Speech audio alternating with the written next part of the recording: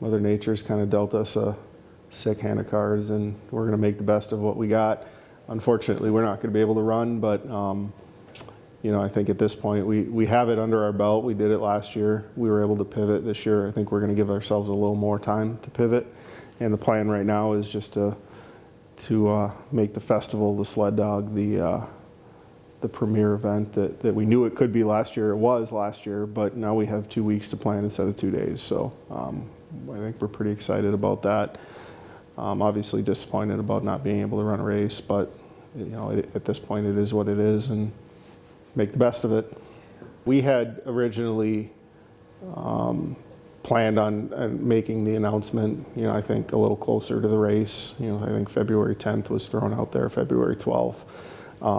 Week of the race, but at this point we have gotten quite a bit of information from the Weather Center and Marquette. Matt Zika came out and gave us an update on what they see coming, and their main focus is the volunteers and making sure that everybody out there is safe.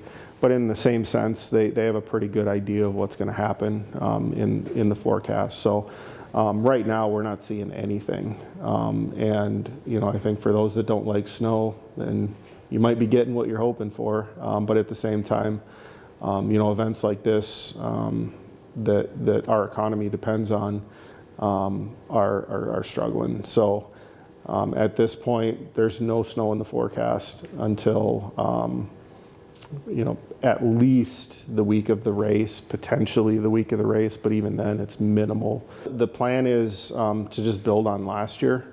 There's still a lot. Right now we're just focusing on making sure that everybody understands why we're doing this and the reasoning behind it, and how disheartening it is for everybody.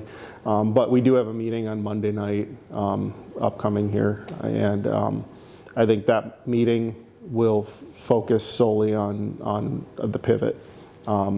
And the nice thing about that is that, again, we have 2 weeks. So I think we're going to try to build on last year. We already have some kennels and dogs, mushers that have committed to come and help us out with that. So there's some things that we can do better from last year, and I think things that we can build on. We do have, Northern's on board, Double Trouble Entertainment is on board again. And really just take all of our resources and all of our people and just have 2 weeks to just put it all on downtown and Grand Marais. But it'll be a good time. I think we're gonna pivot. It's exciting to bring it back. A lot of people really loved the downtown festival. It's very different than what we would normally be doing, but at the same time, the sledding hill and the music, and this year with the Downtown Development Authority and the social district, that's going to bring in a whole new element. Yeah, that is one of the main concerns with this. Canceling it this early is that people won't come, but it's the right thing to do. It's only fair. Mushers are coming a long distance. We have a lot of people that are coming a long distance to view the race and to be a part of it.